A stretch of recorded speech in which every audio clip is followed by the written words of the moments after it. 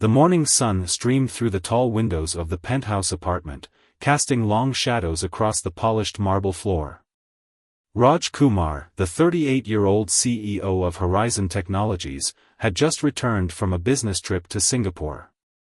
His company had become one of the fastest-growing tech firms in the country, but success had come at a price. His personal life was practically non-existent. Raj placed his suitcase by the door and loosened his tie. The apartment felt different somehow, cleaner, fresher. He had hired a new housekeeping service last month after his previous housekeeper retired. He had yet to meet the person who had been maintaining his home while he was away. He walked through the living room, noticing how everything gleamed. Whoever was cleaning his home was doing an excellent job. His shoes clicked against the floor as he made his way to the kitchen for a glass of water. The jet lag was hitting him hard after the overnight flight. As he passed by the small study near the back of the apartment, he heard a soft sound. Raj paused, listening carefully. It sounded like gentle breathing.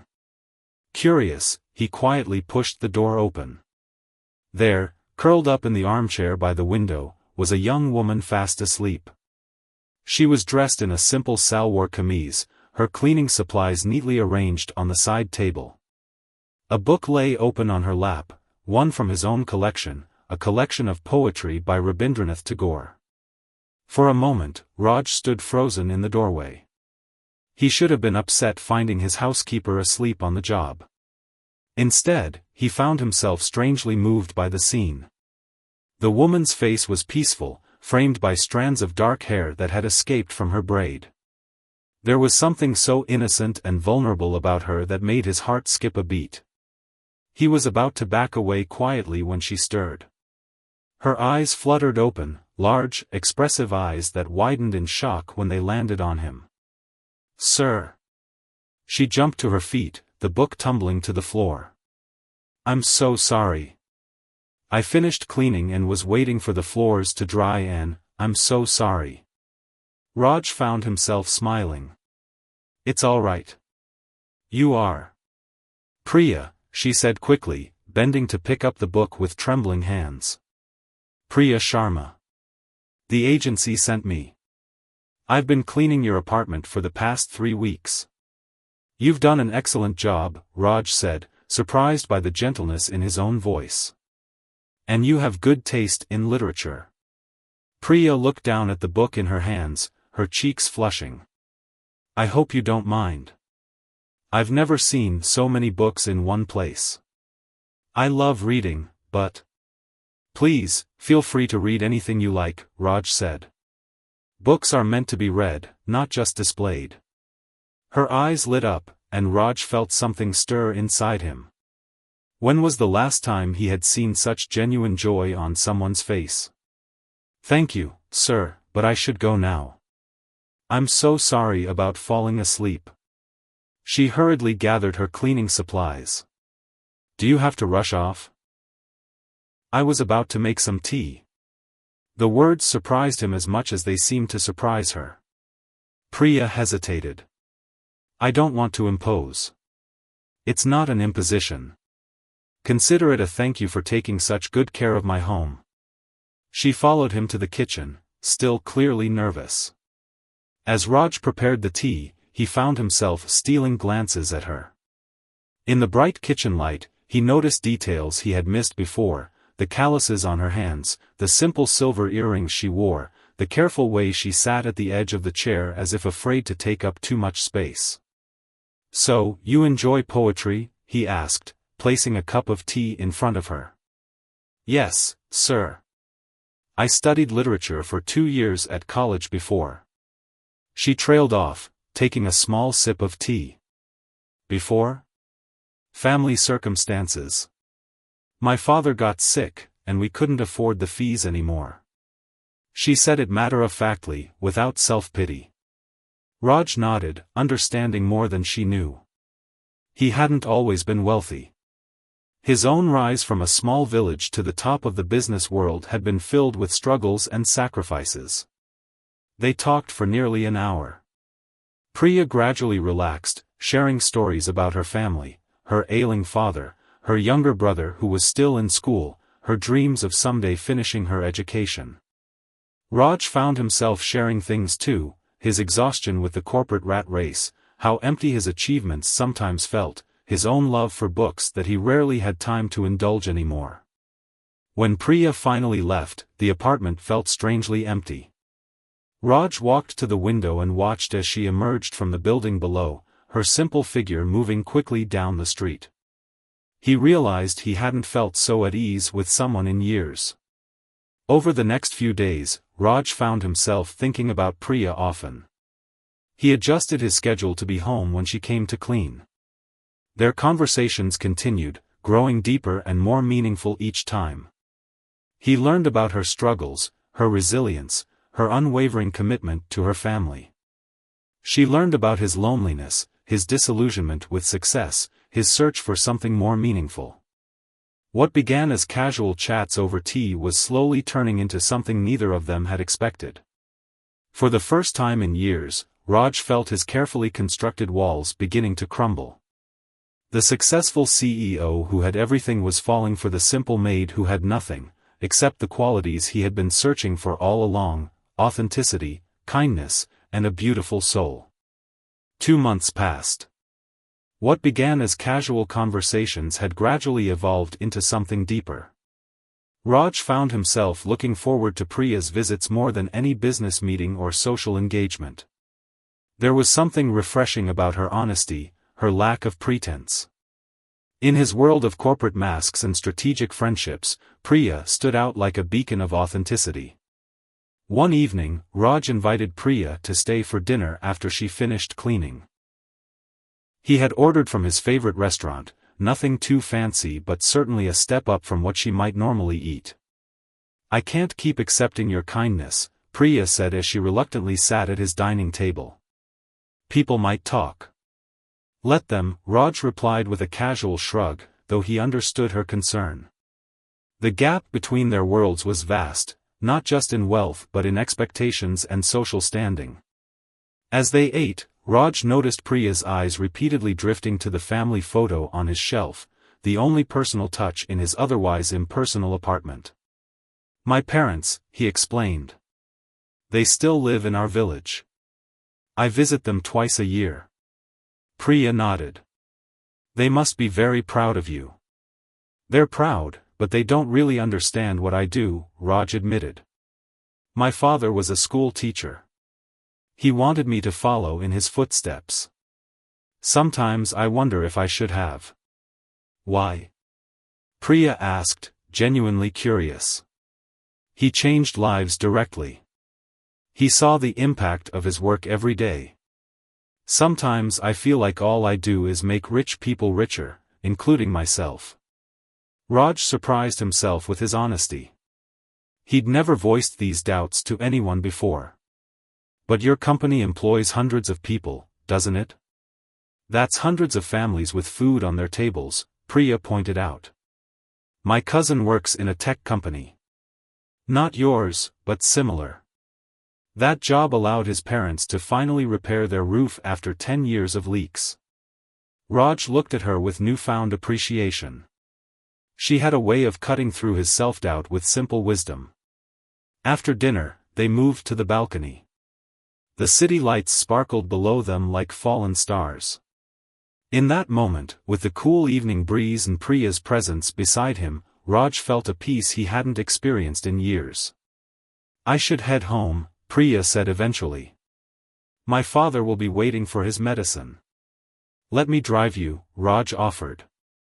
"No, I couldn't." "Please," he insisted. "It's getting late." Finally, she agreed.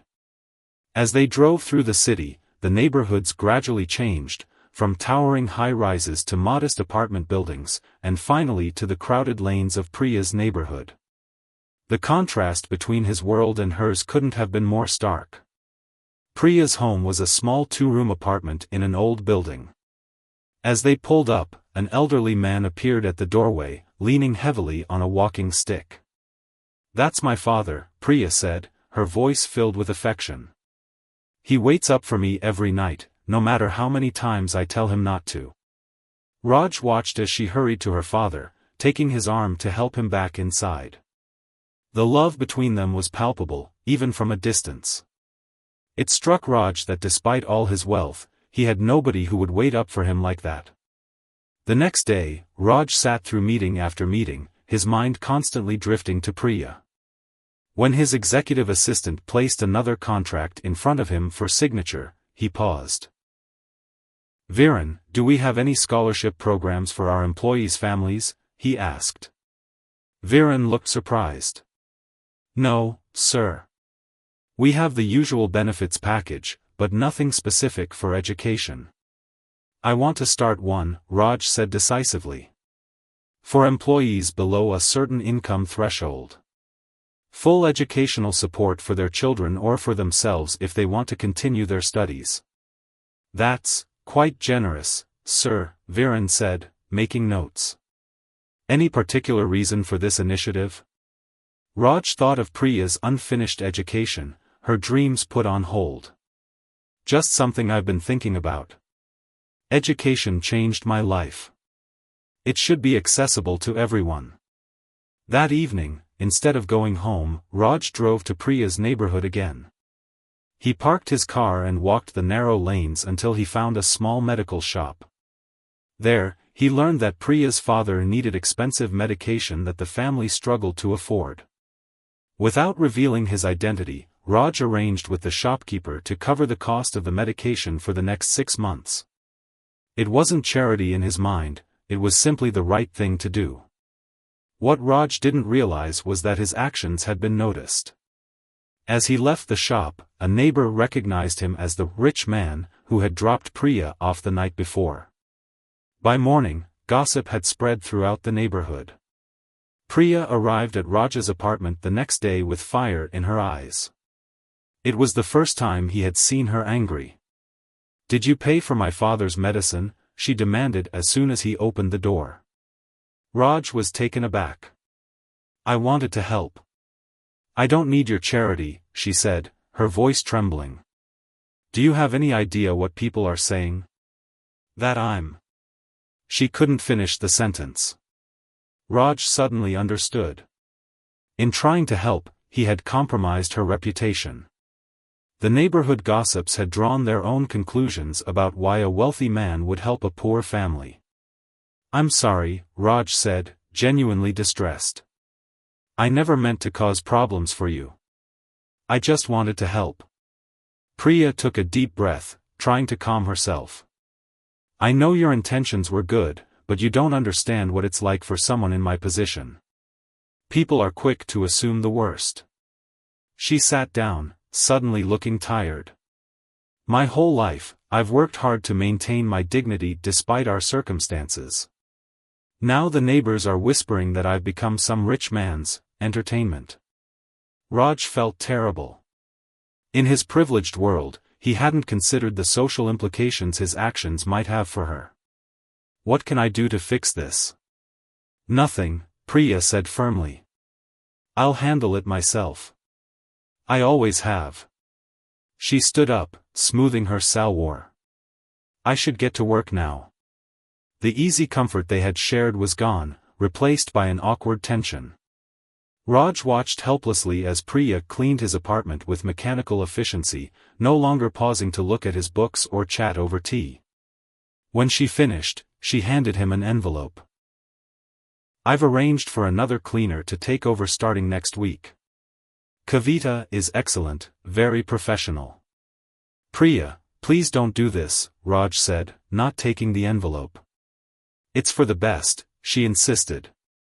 "Thank you for your kindness, but this situation has become complicated." After she left, Raj stood on his balcony for a long time, watching the city lights flicker. He had built a business empire from nothing, solved complex corporate problems, negotiated billion-dollar deals. Yet he couldn't figure out how to keep a simple housekeeper in his life, a woman who had somehow become essential to his happiness. The next day, Raj cancelled all his meetings and drove to his parents' village. He needed perspective, and his mother had always been his wisest advisor. His parents lived in the same modest house where he had grown up, refusing his offers to buy them something grander. His mother was in the garden when he arrived, her hair now gray but her eyes as sharp as ever.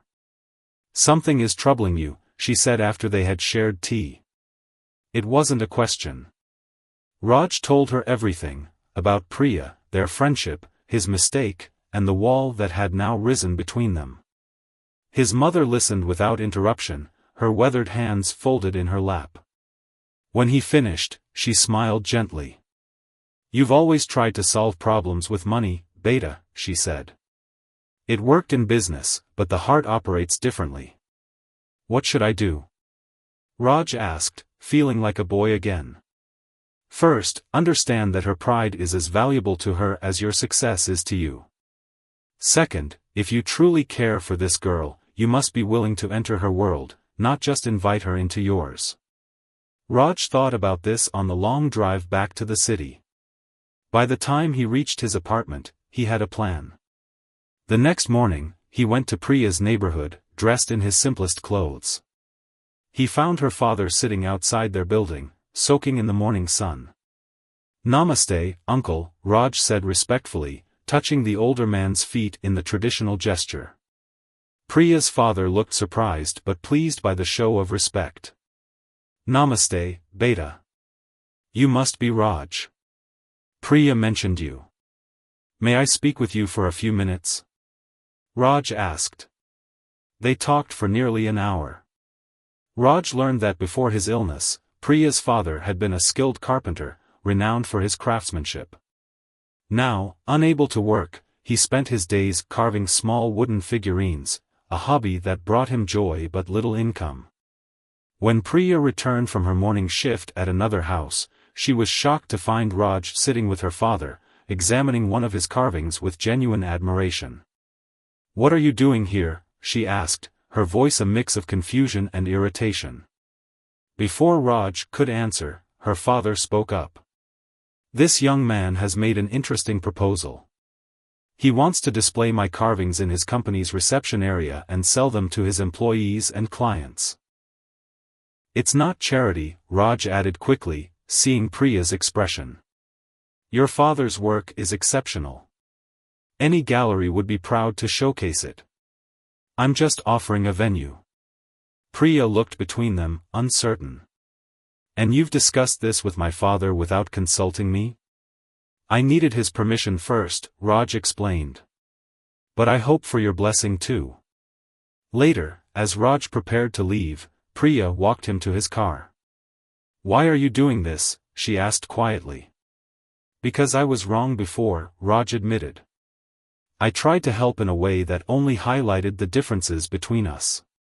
I should have respected your pride and your father's dignity." Priya studied his face, searching for any hint of pity or condescension. She found none. "My mother always says that true respect is shown through actions, not words," Raj continued. "I respect you, Priya. More than anyone I've ever known. I just didn't know how to show it properly." A small smile finally softened her features. "Your mother sounds like a wise woman." "She is," Raj agreed. "She also told me that if I cared about you, I should be willing to enter your world, not just invite you into mine." Priya's eyes widened slightly. "And do you care about me?" Raj held her gaze steadily. "More than I thought possible. But I understand if you need time. Or if you want me to stay away." "I don't want you to stay away," Priya said softly. "But I need to know that you see me, really see me, for who I am. Not as someone to rescue or improve." "I see you," Raj promised. "And it's who you are, not what you do or where you live, that matters to me." As he drove away, Raj felt a weight lift from his shoulders. The path forward wouldn't be easy, but for the first time in his life, he was pursuing something more valuable than success. He was pursuing love. Over the next few weeks, things began to change. Raj set up a beautiful display of Priya's father's wooden carvings in the Horizon Technologies lobby. The intricate craftsmanship quickly caught the attention of employees and visitors alike. Within days, orders started coming in. Raj made sure that all the credit and payment went directly to Priya's father. He wanted no part in the success beyond providing the platform. Seeing the old man's face light up when he received his first substantial payment in years was reward enough. Priya continued working for other households but occasionally agreed to meet Raj for tea or a simple meal. Gradually, the tension between them eased, replaced by a deeper understanding. One evening, as they walked through a local park, a neutral ground where neither felt out of place, Priya asked the question that had been on her mind.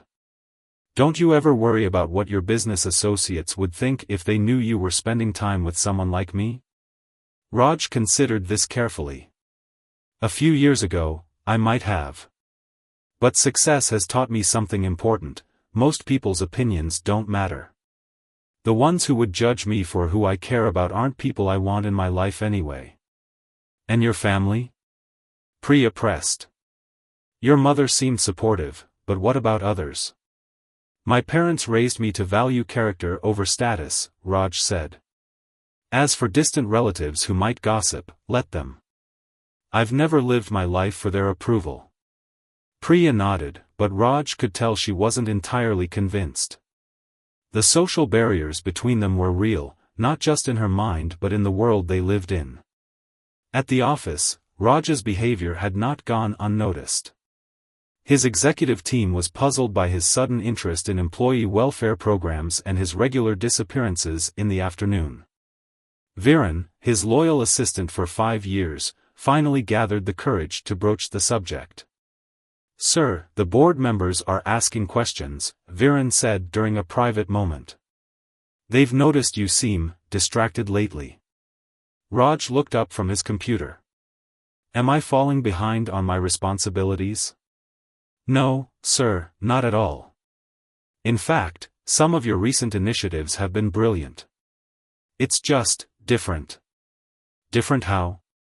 Viren hesitated. "You seem more human. Less focused on quarterly profits and more on people.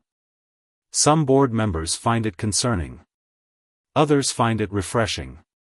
Raj smiled. "And what do you think, Viren?"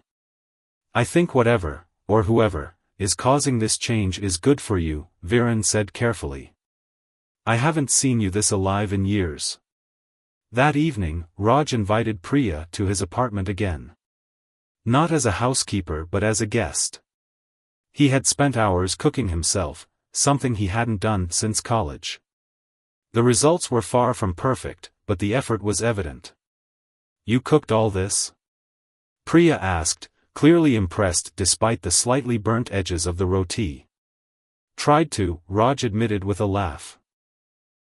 "My mother would be horrified. She spent years trying to teach me." They ate together, laughing at his culinary mishaps. Afterward, Raj showed her something he had been working on: enrollment papers for a part-time literature program at a local college. "For me?" Priya asked, stunned. "If you want it," Raj said. "The schedule would allow you to keep working if you need to. And it's not charity, it's the same scholarship program we now offer to all our employees' families. Your cousin who works at a tech company, you mentioned him once. I tracked him down. He's joining our development team next month." Tears filled Priya's eyes. "You remembered that tiny detail?" "I remember everything you tell me," Raj said simply. That night marked a turning point. Priya began to believe that perhaps their worlds could intersect without either of them losing their identity or dignity. Meanwhile, Raj's exhibition of Priya's father's carvings had attracted unexpected attention. A prominent art dealer visited Horizon Technologies and was captivated by the craftsmanship. He offered to feature the works in his gallery, which catered to high-end clients looking for authentic handicrafts. When Raj delivered this news to Priya's home, her father was overwhelmed. "In my youth, I dreamed of having my work recognized like this," he said, his voice trembling with emotion. "I had given up that dream long ago." Priya watched the interaction with mixed feelings. She was overjoyed for her father, whose artistic talent was finally being appreciated. But she also saw how Raj moved seamlessly between worlds, commanding respect from sophisticated art dealers while sitting comfortably on their worn sofa, drinking tea from chipped cups. It seemed Raj truly meant what he had said about entering her world. He never showed discomfort at their modest surroundings or tried to change them. He simply accepted their reality with the same respect he showed to everything else in his life. As Raj prepared to leave that evening, Priya walked him to the street corner. The neighborhood children played nearby, occasionally glancing curiously at the unusual pair. "Thank you," Priya said softly. "Not just for my father, but for seeing us, really seeing us." Raj took her hand gently. It was the first time he had touched her, and the simple contact sent warmth spreading through both of them. "I see you," he said. "And what I see is beautiful." In that moment, standing in the fading light of evening, the CEO and the maid were just a man and a woman, connecting across differences that seemed less important with each passing day. As autumn gave way to winter, Priya started her literature classes.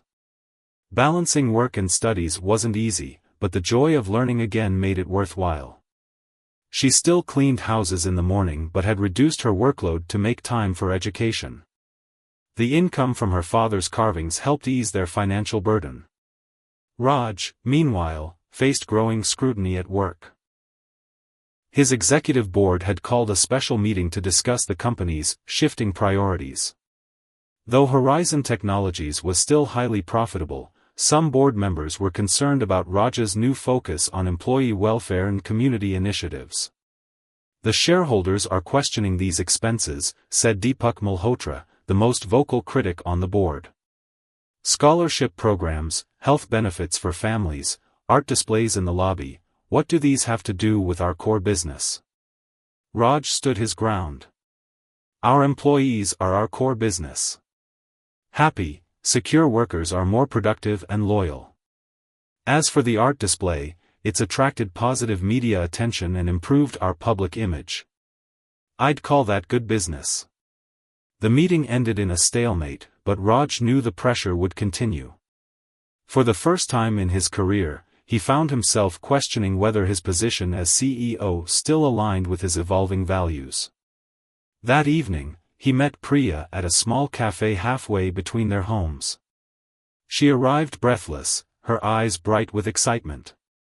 "My professor wants me to submit my essay for a national writing competition," she said, sliding into the seat across from him. "He says it's one of the best he's read in years." Seeing her excitement, Raj's worries about work faded. "That's wonderful. What's the essay about?" "It's about crossing boundaries, social, economic, personal," Priya explained, then added with a shy smile, "It might be somewhat inspired by recent events in my life." Raj reached across the table to take her hand. These small touches had become more frequent between them, each one feeling both thrilling and natural. "I'd love to read it," he said. "When it's finished," she promised. "It's still evolving. Like us." The word "us" hung in the air between them, acknowledging what they had both been feeling but hadn't fully defined. As they walked through the city streets after their meal, Raj told her about the board meeting. Priya listened carefully. "Are you worried you might lose your position?" she asked. "Surprisingly, no," Raj admitted. "A year ago, the thought would have terrified me. Now, I'm not so sure. There might be other ways to make a difference." Priya squeezed his hand. "Whatever happens, you'll find your path. You helped my father find his again, I believe the same will happen for you." When they reached the point where they would usually part ways, Raj hesitated. "There's a technology conference in Bangalore next week. Would you consider coming with me?" "Not as, just as." "As what?" Priya asked, her eyes searching his. "As the woman I'm falling in love with," Raj said simply. Priya's breath caught. They had been dancing around their feelings for months, but neither had spoken them aloud until now. "People will talk," she said softly. "Let them," Raj replied, echoing his words from months ago, but this time with a deeper understanding of what they meant. After a long moment, Priya nodded. Yes, I'll come with you. The week that followed was a whirlwind. Priya had never traveled for pleasure before. She worried about what to pack, how to behave, what people would think. Her father, seeing her anxiety, took her hands in his gnarled ones. Be yourself, he advised. That's who he cares for, after all. The conference hotel was the most luxurious place Priya had ever seen. As she entered the grand lobby with Raj, she felt eyes turn toward them, the famous CEO and his unknown companion who clearly didn't belong in this world of wealth and influence. To her surprise, Raj seemed completely oblivious to the curious glances. He introduced her proudly to his business associates, never explaining her background or apologizing for her presence. In his eyes, she belonged by his side, and that was all that mattered. During a gala dinner on the final evening, Priya wore a simple but elegant salwar kameez, the finest she'd ever owned, purchased especially for this trip. As she and Raj danced, she whispered, "Everyone is watching us. Let them see what I see," Raj murmured. "A brilliant, beautiful woman who makes me happier than I've ever been." Later that night, as they stood on the hotel balcony overlooking the city lights, Raj turned to face her. "These past months have changed me in ways I never expected. You've helped me remember what truly matters." "And what is that?" Priya asked. "Authenticity. Kindness. Connection." He took both her hands in his. "I know our worlds are different. I know there will be challenges. But I've never been more certain of anything than I am of my feelings for you." Priya felt tears gathering in her eyes. "I never thought this would be possible," she admitted. "A man like you, caring for someone like me." "Not, someone like you," Raj corrected gently. "You. Just you, Priya." As they stood there, the barriers between their worlds seemed to dissolve. They were simply two people who had found each other against all odds, a CEO and a maid who had discovered that love could transcend the boundaries society had placed around them. What had begun with a chance encounter, a man finding a woman asleep among his books, had blossomed into something neither of them had been looking for but both had desperately needed, a love based not on status or circumstance, but on genuine connection and mutual respect. News of Raj and Priya's relationship spread quickly after the Bangalore conference. Photographs of them dancing at the gala appeared in business magazines and social media. The headlines ranged from curious to cruel: Tech CEO's unexpected romance, Horizon chief finds love below the poverty line, rags to riches, Maid catches millionaire. Priya tried to ignore the attention, but it wasn't easy. Students in her literature class whispered when she entered the room. Some of her cleaning clients suddenly found excuses to end her services. Even in her neighborhood, attitudes shifted. Some neighbors now treated her with a strange new deference, while others showed undisguised resentment. "How do you handle it?" she asked Raj one evening as they sat in a quiet corner of his apartment, away from prying eyes. "By remembering what matters," he said, passing her a cup of tea. "The opinions of people who don't know us are worthless compared to what we know about each other." But Raj faced his own challenges. The board's concerns had escalated into open resistance. Deepak Malhotra had begun gathering support for a motion to replace Raj as CEO, arguing that his personal distractions were affecting his judgment. When Viren informed him of these developments, Raj wasn't as upset as he expected to be. "Maybe they're right," he said thoughtfully. "Maybe it is time for a change." "You're not seriously considering stepping down?" Viren asked, alarmed. Raj looked out at the city skyline. "I've been thinking about starting something new. A foundation, perhaps. Something focused on education and craftsmanship, bringing traditional skills into the modern economy." "Because of her?" Viren couldn't help asking. "Because of what I've learned through her," Raj corrected.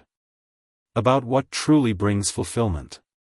It isn't wealth or status. It's purpose and connection. That weekend, Raj invited Priya and her father to his parents' village. It was time for the families to meet. His mother welcomed them warmly, immediately drawing Priya's father into a conversation about his carvings.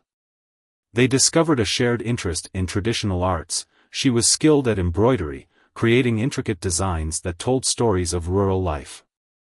As the older generation bonded over crafts and memories, Raj took Priya for a walk through the fields where he had played as a child. "This is where I come from," he said, gesturing to the modest houses and simple lifestyle around them. "Success didn't change that. It just gave me a different view for a while." Priya understood what he was trying to tell her. "We're not so different after all, are we?" That night, as they sat together under the stars, Raja's mother shared family stories, including the struggles they had faced during Raja's childhood and their pride in his achievements. What struck Priya most was not the tale of his rise to success, but the values that had remained constant throughout his journey. On their final evening in the village, Raja's father pulled him aside. "Your mother and I have been talking," he said. "That land by the river that belonged to your grandfather, we think it's time you had it." "I don't need land, Papa," Raj said. "My apartment in the city is more than enough." His father smiled knowingly. Land isn't just about need. It's about roots. Foundations. Beginnings. When they returned to the city, Raj faced the board meeting he had been anticipating. Deepak Malhotra presented his case for new leadership, citing Raj's distracted priorities and controversial personal choices. When it was his turn to speak, Raj surprised everyone. "I agree that Horizon Technologies needs leadership aligned with its future," he said calmly. "That's why I'm not going to fight this motion. Instead, I'm going to make it easier for you." He pulled out a document and placed it on the table. "This is my resignation, effective in 3 months, time enough to ensure a smooth transition. I'm also selling my majority stake in the company, but not to the highest bidder. I'm creating an employee ownership program.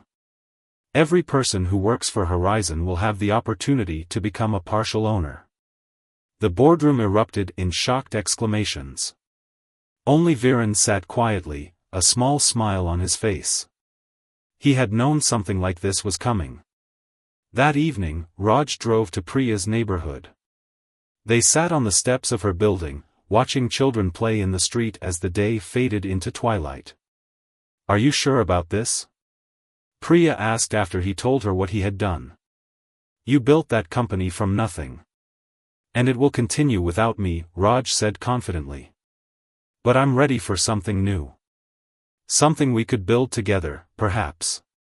From his pocket, he pulled a small wooden box, one of her father's carvings. Inside was a simple ring with a small diamond that caught the last light of day.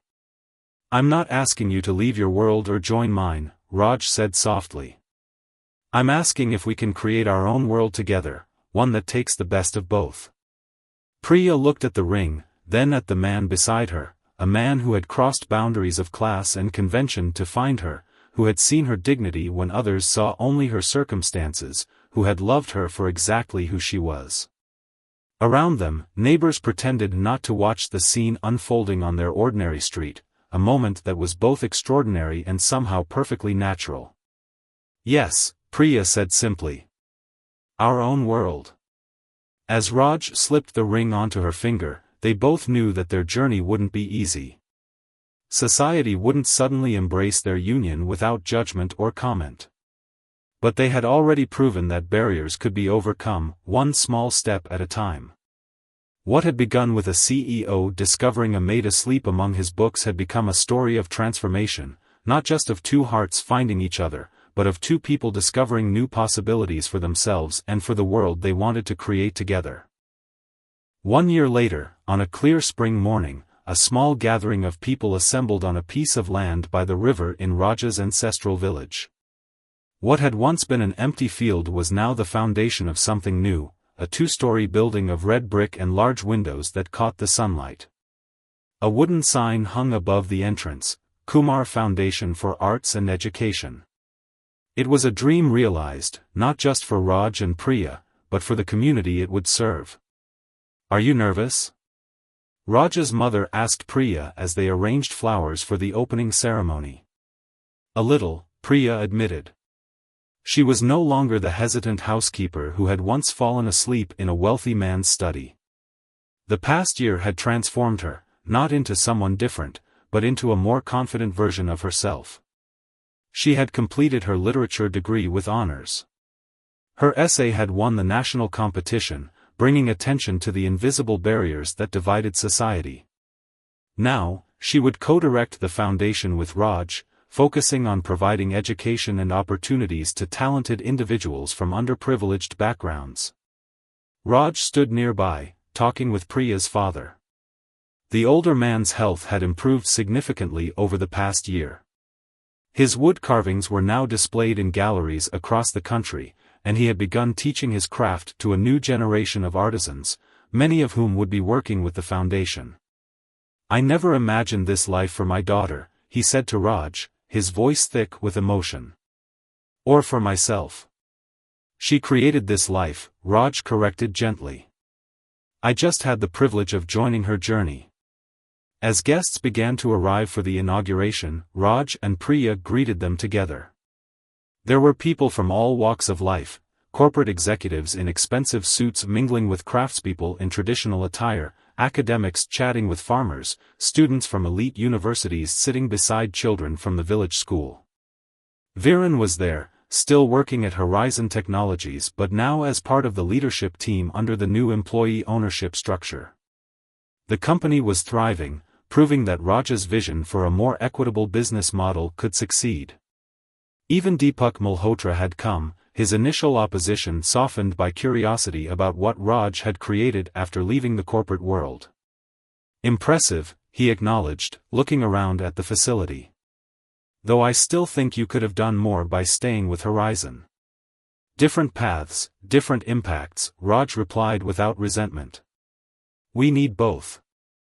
As the ceremony began, Priya stood beside Raj at the podium. Looking out at the diverse crowd, she realized they had indeed created their own world, one where barriers of class and background were acknowledged but not accepted as immutable. "This foundation was born from a simple belief," Raj began. "That talent and potential exist everywhere, but opportunity does not. Our goal is to change that, one person at a time." Priya continued where he left off, their words flowing together as naturally as their lives had. "We believe in the dignity of all work and all workers. We believe in the power of education to transform lives. And we believe that traditional skills have a place in our modern economy." As they spoke, Priya caught the eye of a young woman in the audience, one of the foundation's first scholarship recipients. She had been working as a domestic helper, just as Priya once had, but showed remarkable talent for design. Now she would have the chance to develop that talent without sacrificing her family's needs. After the speeches and the ribbon cutting, as guests explored the new facilities, Raj and Priya found a quiet moment alone by the river. "Are you happy?" Raj asked, taking her hand, the same question he had asked on their wedding day 6 months earlier. Priya looked at their intertwined fingers, her hand still bearing the calluses of her years of manual labor, his softened somewhat from his time away from corporate offices. Both hands now bore simple matching gold bands. "Happier than I ever thought possible," she said truthfully. "But it's more than happiness. It's purpose." Raj nodded in understanding. Together, they had discovered that true fulfillment came not from status or wealth, but from creating meaningful change, both in their own lives and in the lives of others. As they walked back to join their guests, a group of children ran past them, laughing and playing. Among them were children from the village and children from the city, children of privilege and children of poverty, all momentarily equal in the joy of childhood. "That's what we're building," Priya said, watching them. "A world where those differences don't determine destinies."